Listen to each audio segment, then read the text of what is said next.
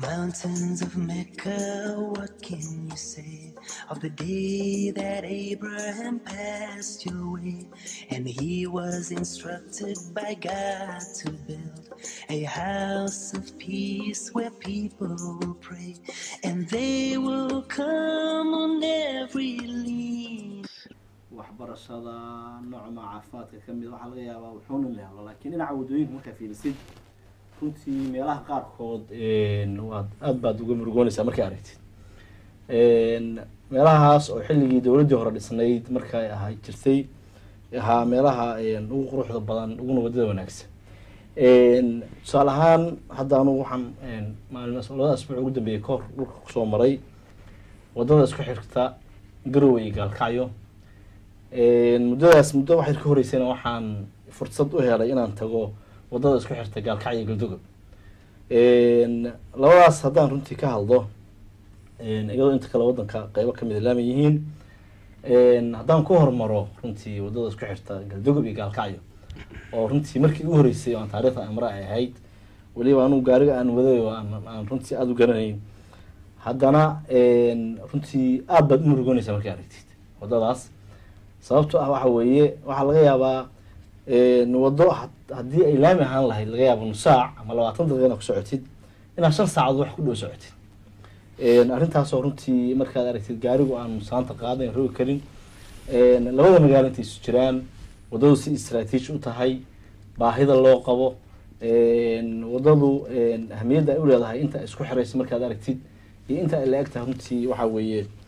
wax aad ku farxad gelinaya ma aha sidoo kale wadooyinka runtii guud ahaan markaan ka warramo wadooyinka aan arkay oo runtii aad burbursan waxaa kamid ah wadooyinkan isku xiriga Gaalkacyo iyo Garowe inta u dhaxaysa khaasatan inta u dhaxaysa tuulada magaalada degmada Xarfo iyo tuulo Jalam inta u dhaxaysa oo aad marka qaar ku isweydiinaysid runtii meeshan laami ahaan jirtay mise ma ahaan jirin wadadan waa wadada Chinese ku dhisay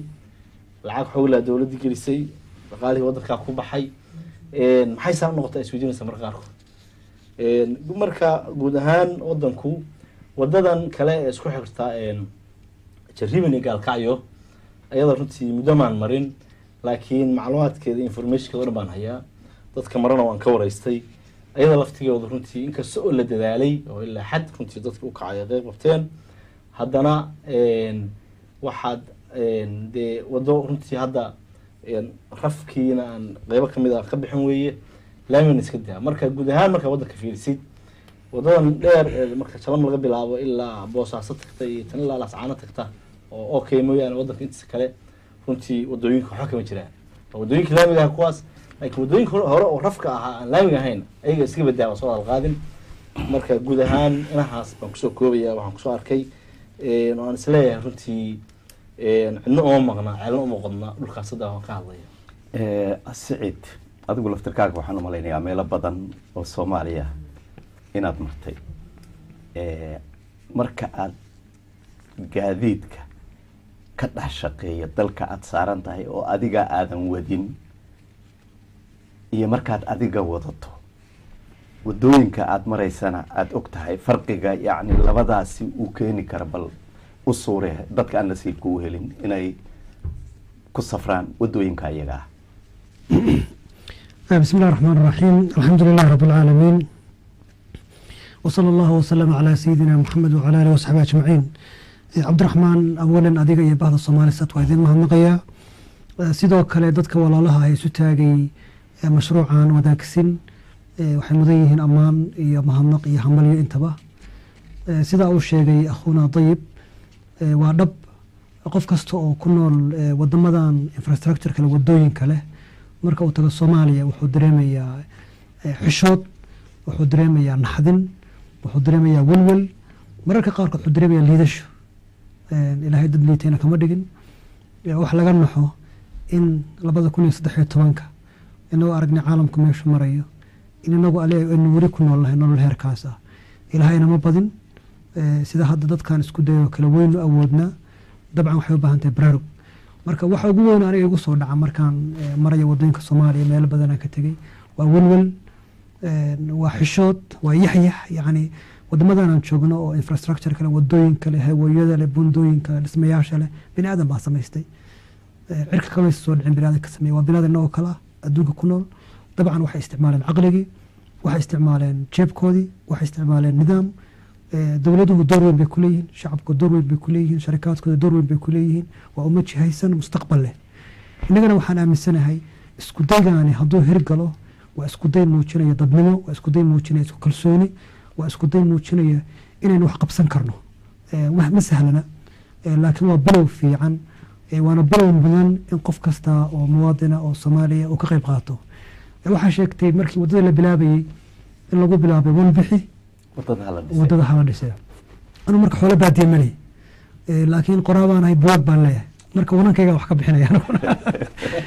saddex buug ayaan qoray oo buug furaha ganacsiga hogaamiye iyo bangiyada islaamka buug hadda ingiriiska iyo meelaha lamidka buugii 10 baan 15 baan gadno midkiiba 300 ayaan ugu deeqayaa haddii la gado iibahaan ilaa 4,500 pound ay noqonayaan u dhiganta ilaa $6,000 marka anuguna horta wanankayga ayaan ku darsanaya oo mahadsantahay sheer aad iyo aad baad Saciid u mahadsantahay waana wax farax gelinaya qof kasta oo danaynaya horumarka dalka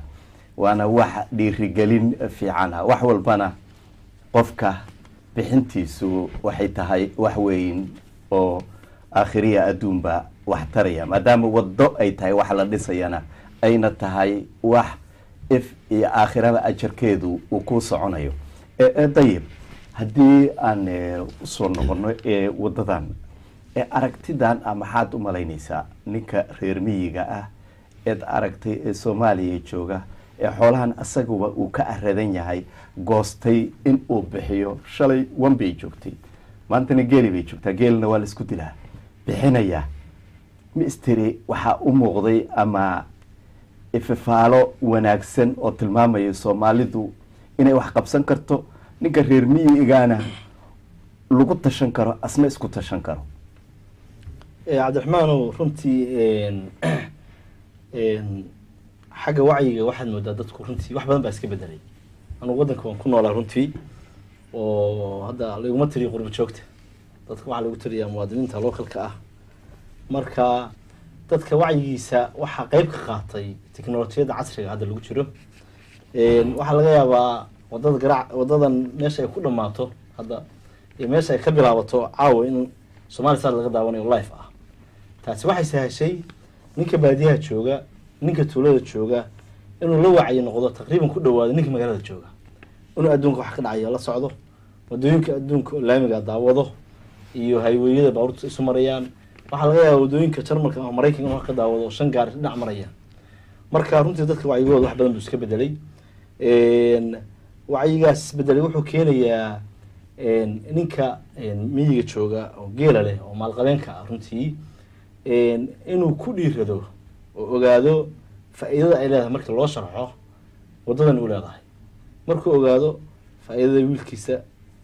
waxbarashada ay leedahay caafimaad ahaan faa'iidada uu leedahay horumarka dhaqaalaha mandaqadaas ka jira ay leedahay iyadoo oo gaalkacyo iyo isu jiraan garaacad runtii gaalkacyo jiriban 195 isu jiraan qiyaastii san filayo garaacdi jiriban 75 isu jiraan dhulka intaas leeyo ka yar 300 kilomitir iyadoo la awoodo khayraadka ugu badna oo ku jira in laga soo baxo xeebaha garaacdi ku yaala waxa ayaan daraa in la runtii laga qatan yahay sidaa daraadeed waxaan runtii aad ugu faraxsanahay meeshii wanka ay mareysay neefku wanka idinku wadanka waxa laga yaabaa qiimihiisa inaan ogeyn neefka ariga wadda wuxuu joogaa waliba xilliga carafada marka la gaaro aad buqaal u noqdaa boqol ku dhawaada laga yaabaa marka caadiga waxa laga yaabaa 50 inuu yahay marka mar hadduu ku deeqay neefka geelana waxa laga yaabaa $700 ilaa $800 maray waliba carafada marka la gaaro aad buu u kacaya qiimihiisa kor buu u kacaa marka hadduu ka soo bilaabay 50 ama $70 haddana $800 marsiinayo runtii waxaan isleeyahay kaalintiisii ninka miyiga jooga garaacad ilaa galdoga u dhaxaysa waa gutay kaalintii dadka kale qurbo joogta baa maqan intaas markaan ku sii daro waxaan runtii raacin lahaa dadku wax badan bay qabsan karaan, waxay qabsan karaan wax ka badan wadadaas inay dhisaan in lamid ah haddii qorshe iyo balan loo keeno, haddii wacyigelin ay la kulmaan ay helaan, haddii la tuso waxani waxa manaafacaadka ay u leeyihiin. sidaa daraaddeed weli waxaan leeyahay dadku waxay u baahan yihiin intaa in ka badan lasii dhiirigeliyo. inta hadda Soomaali saas naga daawanaysa in kalaba inay ku dhiiradaan. adduunka waxaad arkaysaa lacagaha hadda lagu taageero meelaha disaasarka dhibaatada ka dhacdo waa dollars la sugayay. waxaan filayaa Yurub baad joogtaan, gurigana maalin warqad badan kugu soo dhacda, jiiraadan kugu soo dhacda ay ku qoran tahay $1 bixi waxa loo gargaaraya qof ku dhibaataysan wadankaas Soomaaliya ku dhibaataysan abaar ku dhacday. waxaa laga yaabaa inuu kugu soo dhacdo warqad kale oo oranaysa $10 waxaad ku faala qaadaa wiil Afrika jooga waxbarashadiisa. marka lacagtaas markii la isu geeyo waxaa laga yaabaa hadda Ingiriiska oo 60 milyan taqriiban ku dhow haddii laga helo 10 milyan ay kasoo jawaabto $1 ah waxay noqonaysaa $10 milyan. sidaa daraaddeed isku daygaas iyo la isku dayay lacagaha kasoo urura wax badan bay qabanayaan. waxaan aaminsanahay intaas in ka badan ba runtii anaan kusoo dheeraanayn u dib dhiganaya inaynu awoodno ku dhaqaaqo. Siciid, maadaama nin dhaqaalaha bartay aad tahay oo xagga dhaqaalaha wadaduna ay tahay wadadaas dherarkeedu intaa yahay meel bay ku taallaa, laakiin haddana waa waxyaabaha dadku ay wada wadaagaan oo ayan cidna ayan gaar u lahayn oo Soomaaliya oo dhan wax ka dhaxeeya wey. waana waxay noqon doontaa haddii alla yiraahdo hanti ummadda Soomaaliyeed ay leedahay. marka dhaqaale ahaan qaabkeebaas leedahay haddii ay dhisanto oo ay rumowdo rabbi raalli ka noqdo waa looga faa'iidi karaa, maxayse faa'iido kusoo kordhin kartaa? cabdiraxmaan, inta aanan u gudbin su-aashaada horta waxaa muhiim ah in aynu fahanno ahmiyadda ay leedahay waddadaani. waddadaani maaha oo keliya inay sare u qaadayso strategic importancega deegaankaas, yani ahmiyadda istaraatiijiya dhulkaasi leeyahay maaha inay sare u qaadayso dhaqaalaha iyo kobaca keliya, bal waa min addiini in la dhiso waddadaas. waxaan xusuustaa doctor Saadiq Eenow oo mar fasiraya xadiidka ah in imaamku uu yahay imaamku inuu yahay 27 darajo ay ugu sarreyso laa ilaaha illa allah maxamed rasuulullah, ayna ugu hooseyso in laga qaado waddada imaadatul adaa'i can idariiq. imaadatul adaa'i can idariiq doctor Saadiq wuxuu ku fasir in waddooyin la dhisto, waddada in laga qaado waxaa dadka dhibaya, gaariguusan ku socon karin, xoolihiisa ku socon karin, qofkii dhibaataysan uusan mari karin, noloshii hor istaagaysa min addiini weeye. marka waa muhiim in dadku ay dareemaan inay tahay min addiini oo qofkii wax ku darsadaa ay tahay wax sare u qaadaysa iimaankiisi. ama haddii faa'iidada ay leedahay aynu u gudubno waa hubaal inay sare u qaadayso muhiimadda istaraatiijiya deegaankaas uu leeyahay. horumarku wuxuu ka bilaabmaa infrastructure-ka. meel aan infrastructure lahayn horumar ma yeelato. infrastructure wuxuu noqon karaa waddooyinka, wuxuu noqon karaa dekedaha, wuxuu noqon karaa garoomada diyaaradaha, wuxuu noqon karaa dhismayaasha kale muhiimka. meel aan infrastructure lahayn horumar ma yeelato. marka waa tallaabada koowaad ee ummaddan inay horumarto oo ku noolaato caalamkan waa inay dhisato waddadii. maadaama waddadu ay tahay tallaabadii koowaad ee nolosha, waxaa sii adkaanaysa weli arrintii ahayd diinta intaanba loo gudbinba faa'iidooyinkii kale ee istaraatiijiga ama dhaqaalaha. waynu ognahay deegaankaas wuxuu isku xirayaa bad iyo dhul ah berri ayuu isku xirayaa. dhulka berriga waxaa kusii xiga dhul kale oo ah dhulka Ethiopia oo isaga laftigiisu ah aan bad lahayn landlocked. marka waynu qiyaasi karnaa ahmiyadda istaraatiijiya ee deegaankaasi yeelan doono. waxaa isleeyahay haddii waddadaasi dhisanto waxay noqon doontaa, anigu waxaanba ka baqayaa inay noqoto iska horimaadka dowladeed ee mustaqbalka inayba qayb ka noqoto, waayo muhiimad istaraatiijiya weyn bay yeelanaysaa. dhinaca dhaqaalaha haddii waddooyinkaas la dhismo dalka wuxuu soo jiidanayaa maalgashi fara badan buu soo jiidanaya, waa la degaya, institutionaa ka furmaya, warshadaha ka furmaya. waxay noqonaysaa meel gateway isku xirta Ethiopia iyo Soomaaliya ayay noqonaysaa. waxay noqonaysaa dhul wax lagu kaydiyo, waxay noqonaysaa dhul service ka samaysmo oo warshadihii iyo noocyada wax badan ka samaysmaan. marka muhiimad dhaqaale yeelanaysaa oo aan hubo in shaqo la'aantu ay hoos u dhacayso. sidoo kale waxay leedahay ahmiyad ganacsi oo wuxuu noqonayaa deegaankaasi deegaan ganacsi ayuu noqonayaa. marka ahmiyadaheedu waa fara badan yihiin. waxaasoo dhan waxaa kasii muhiimsan dadka ayaa ku dhismay oo dadku markay himad samaystaan, hiraal markay yeeshaan, ay arkaan in ay waxay ku haminayeen gaari karaan, iyaga laftigoodaa sare u kacaya. waxaan hubaa hadday dadku waddadaa dhistaan inay u fududaanayso berrito inay ka kaaftoomaan dunida yani inuu caalam kale ay wax weydiistaan isku kalsoonaanayaan waxaa keliya hadda dhiman anigu aan isleeyahay dadka guduhuusaa sheegteen sare u kacday fahamkoodii muhiimadday leedahay waddadaani hooyada ku umulaysa meelaha ka fog laamiga oo markii dhakhtar fiican aan haysan oo jidkii ku dhimanaysay dareemeen waxay dareemeen markii duruufo caafimaad yimaadaan ama duruufo amni yimaadaan dhibta lagala kulmayo waddadii bay dareemeen marka dadku xanuunkii bay dareemeen gudaha jooga dadka dabadda joogaana waa muhiim inay levelkaa lasoo gaarsiiyo oo la dareensiiyo inay tahay min addiini in waddada la taageero aysan ku xirin xataa gobol qasab aysan ahayn qofku inuu degaanka u dhashay waayo waxaa la dhisayaa waa dhul soomaaliyeed waxa ka faa'iidaya waa hooyo soomaaliyeed waxa ka faa'iidaya waa qof soomaaliyeed oo muslima ayaa ka faa'iidaya marka qof kasta oo muslima oo soomaaliya waa muhiim inuu ka qayb qaato sidee hadhowto dhaqaale ahaan loo horumarin karaa dabcan galbeedka waynu ka aragnay wadooyinka inta badan sharikaad baa dhisay yani hadda xataa islaamka waxaa jira habab ee la yidhahdo sukuuk oo loo dhisi karo wadooyinka waaweyn waxaynu u baahannahay laftigeena mararka qaarkood inaynu ka faa'iidaysano cilmiga ayaynu u baahannahay hal shirkad waddada hadda waxaa ku baxaysa lacag misaa la yidhi lacagtu way badan tahay laakiin dherarkeeda kolley ah 320 kilomitr laakiin baajad ku baxaysa ilaa hadda ma ogin may baajadka ku baxaya kolley waa wax un hadda un dadku ay aroorayaan kasoo qaad inay ku baxayso 10 milyan oo daalar inay ku baxayso kasoo qaad asiyuum ahaan kasoo qaad 10 milyan oo daalar waxaan hubaa haddii mid kamid ah yani waxaa loo baahan yahay shuruuc iyo xeerar haga maalgashiga noocaas oo kale in la sameeyo dowlad ahaan la sameeyo mujtamacu samaysmaan galbeedkao dhan waynu ka aragna wadooyinka sharikaad baa dhisa ma dhista dowlad inta badan shirkadu markay dhisto waxay ka samaysataa meelo checkpoints ah oo lacag lagu bixiyo oo qof contribution ku bixiyo waqti yar bay kusoo laabataa wadooyinka lacagteedii marka sharikaad baa samayn kara oo dhismaha qayb ka qaadan kara dadkeena contribution samayn karo hadhowta lacagta kasoo baxdaa lagu dhisi karaa ayribooro iyo dekado caalamiya lagu dhisi karaa isbitaal wax lamid ah marka si faa'iidooyinka ka dhalan doona oo ah dhaqaale oo ah istaraatiiji oo ah caafimaad oo ah nolosha oo dhan oo ah horumar oo iska kalsooni dadku ay qaadayaan waxaan hubaa miraheeda in la dhamin doono marka waddadaas ay hirgasho cabdiraxmaan waxayna ku daray arrintaas ay siciid ka hadlay ganacsiga yani dhawaan waa tan tagay galdogob marka galdogob waxaan tagay xadka soomaaliya iyo etoobiya waxaa ku qoran customka galdogob runtii markaan tegay aan istaagay waxaan isweydiiyey customkan iyo waddadii aan soo maray say wada shaqaynayaan baan runtii aada isu weydiiyey sababtuna wax kale maahane 70 kilomitr oo customkii u jiro intaas iyo waddadii oo gaarigu kusoo marayo 5 saac ama 6 saacadood waxa weeye waa runtii aad cajab gelisay meesha ay runtii ka ahaan lahayd in haddii waddadaasi ay laami ahaan lahayd gaalkacyo oo ah meel hab ah oo center oo ah ganacsiga soomaaliya customkiina u jiro 70 kilomitr hadday laami noqoto waxaa runtii aada looga faa'iidi lahaa ama waddanka Soomaaliya ka faa'iidi lahaa ama mandiqada ku yaal ama gobolka ama degmada galbeed ka faa'iidi lahayd waxa weeye baabuurka gaalkacyo alaabta ka soo qaada ama muqdisho alaabta ka soo qaada waxa laga yaabaa musaacid ku tagi lahaa galdogob markuu gaalkacyo ka baxo sidaa daraadeed kastamka meesha ku yaala iyo waddadu say tahay marka isu fiirisid waxaad ka quusanaysaa inuu ganacsi meesha ka suurtageliya inuusan ka suurtagelayn laakiin haddii la dhiso waddadaas oo markii runtii markaan weydiinay laamiga laga dhisay 3 milyan bar baa ku baxaysa hadda masaajidda marka la dhisayo wadamada Yurub baad aragtay waxa la iibsadaa sijaayad haddii kilomitr ay iibsato ganacsatadu oo nin kasta oo ganacsata maalqabeen uu yiraahdo kilomitrka anaa bixinaya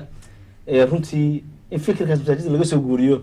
oo mar labaad ugu dabaqo wadooyinka iyo infrastructure waddanka ka jira baa ay muuqataa oo la yiraahdo qof walba uu kilomitr iibso ama 2 qof ama 3 qof ama 10 qof isu tagaan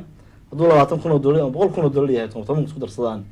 waa sidii ayagu booski iibsaday waana sida qajaariya oo wadadii dadka horma manaafacaadsanaya ummadii baa ka faa'iideysanaysa khayr badan baa loo isticmaalaya arrimahaas caafimaadka uu ka sheegayo waa loo isticmaalaya wax badan bay fududeynaysaa marka runtii waxaan hadda hadalka ugu daray kastamka galdogob iyo gaalkacyo intay isu jiraan iyo waddadu say tahay baa dad sawirkeeda ii muuqdaa lagana yaabo dadka inay filmka ka daawadeen hadda markay arkayeen runtii waa aada iyo aad waana fikrad aada iyo aada wanaagsan waana inta badan waxyaabaha aan niraahno dadku fikradahooda hanoo soo gudbiyeen walaal dayibtan uu keenay waa runtiis masaajidada waxaa la gataa meel qof uu ku tukado ayaa inta badan la iibiyaa oo dadka ay iibsadaan marka haddii kilomitrkii qof ama 2 qof ama 3 qof ay iibsato waxay sahlaysaa culays badan oo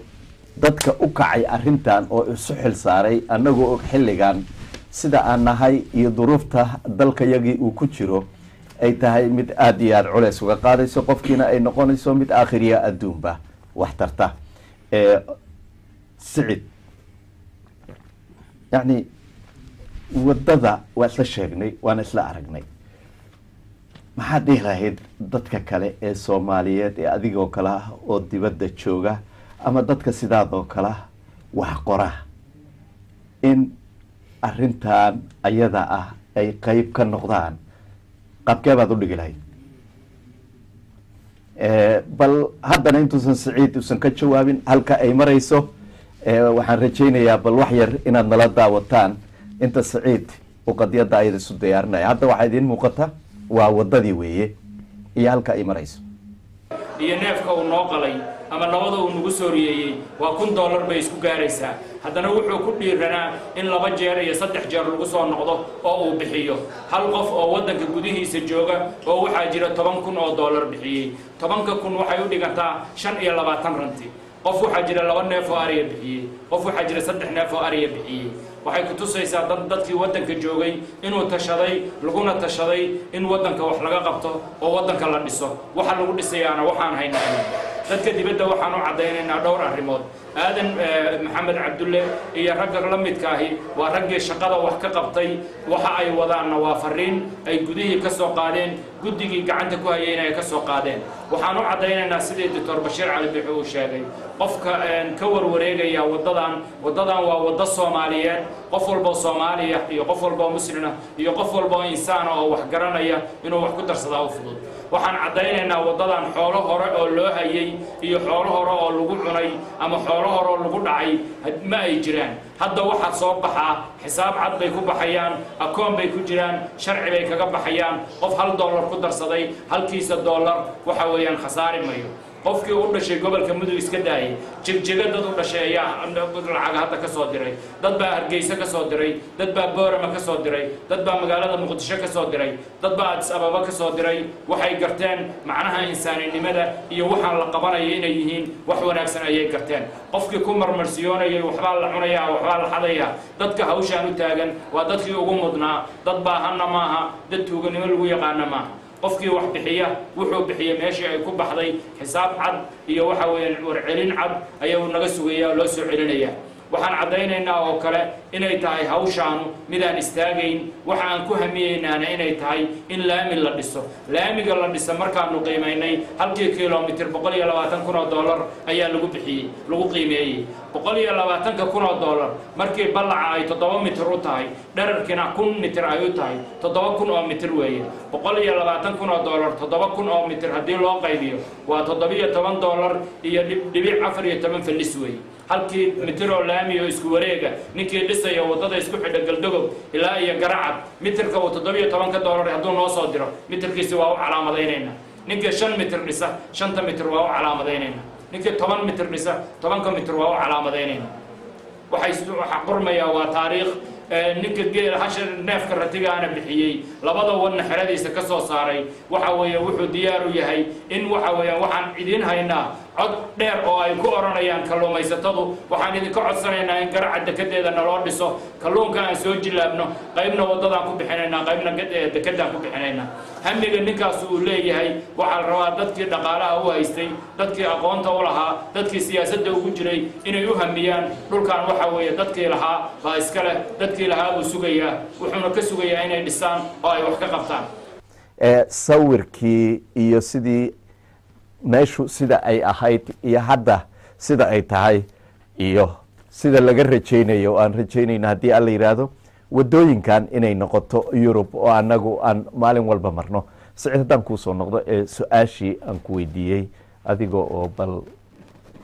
su-aashaadu shiilo waxay ahayd dadka qurba joogta ah maxay gacan ka geysan karaan waxaan u malaynayaa waa arrin muuqata waxay u baahan tahay dhaqaale in laga geysto waxay u baahan tahay talo in laga geysto waxay u baahan tahay waxqabad in laga geysto dadka qurba joogtaana intaba waa ka geysan karaan dadka qurba joogta waa waxtar wax badan bay waddanka taraan ha noqoto wax fardi level ah oo qof ay u qabsadaan iyo ha noqoto wax mujtamac oo dhan wax u taraya oo collective ah ay gacan ka geystaan dadka qurba joogta waxaan arkay markii abaaru dhaceen iyo marka duruufaha qalabsan jiraan iyo marka wabiyaashu fatahaan iyo xilliyo badan ayay gurmadaan oo lacag fiican rays karayaan marka qof ahaan iyo magaalo ahaan iyo deegaan ahaan gacan baynu ka geysan karnaa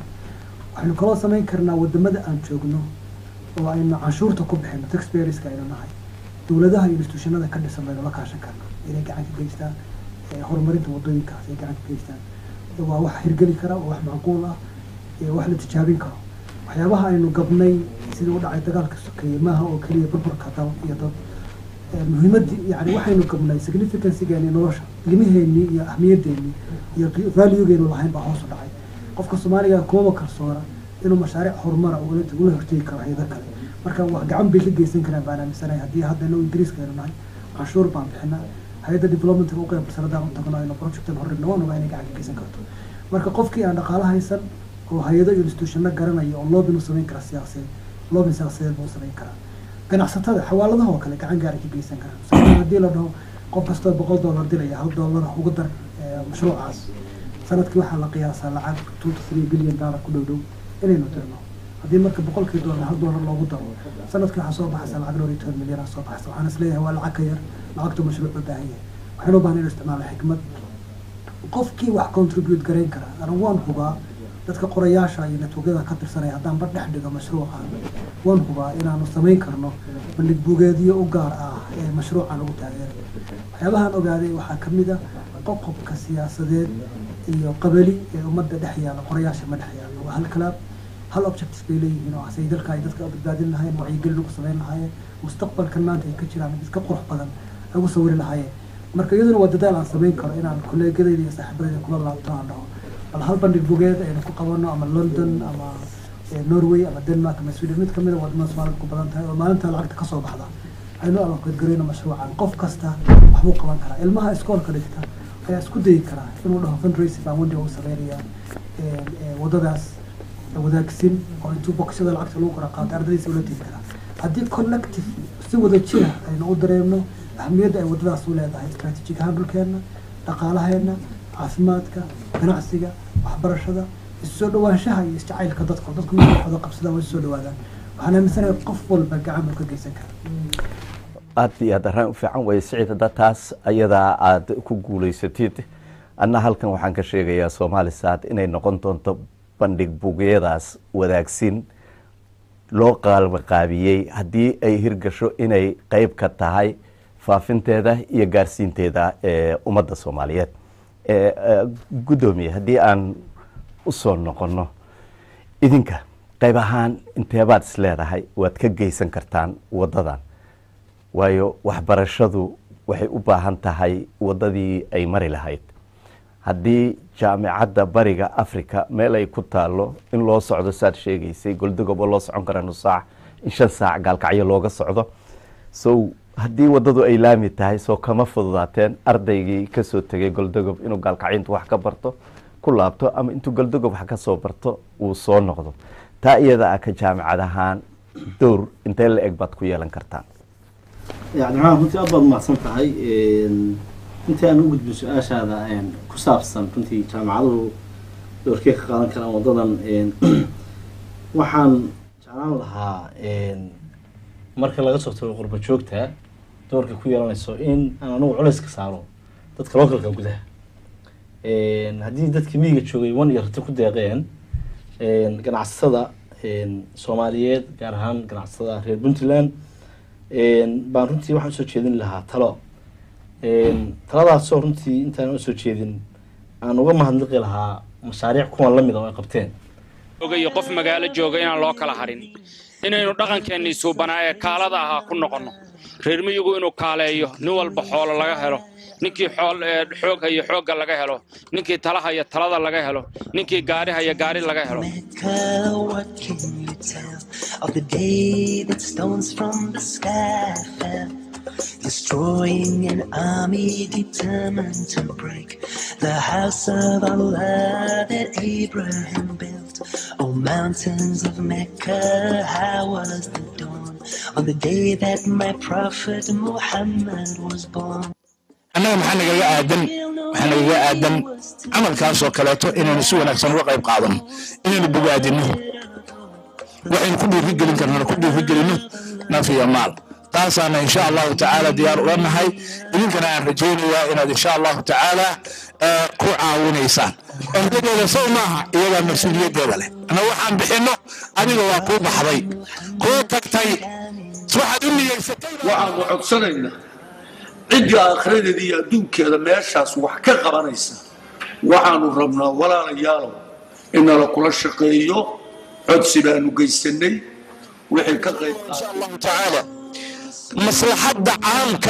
إن لغا شقيه ومد لمبرورة لكن نصيب دره صومالي هدان الله إلا المبرم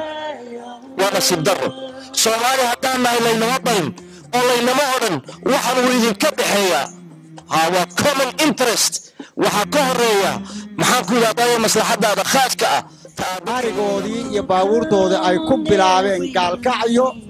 ilaa gacna fala ay soo sameeyeen On the day that the beloved returned to his Lord, and up till the last breath escaped from haddana ay ballibuslo ku soo wadaan haddana jariiban halka laga bilaabo taa la geeyo inaanu wax qabsanno ummadda wixii wax nala qabanahayana soo dhaweyno raallina gelinno. And we shall be gathered together to stand in the court of Allah with our deeds at hand. Oh, how we pray that on that day we'll be with those to whom Allah will say, peace be with you. I am pleased with you.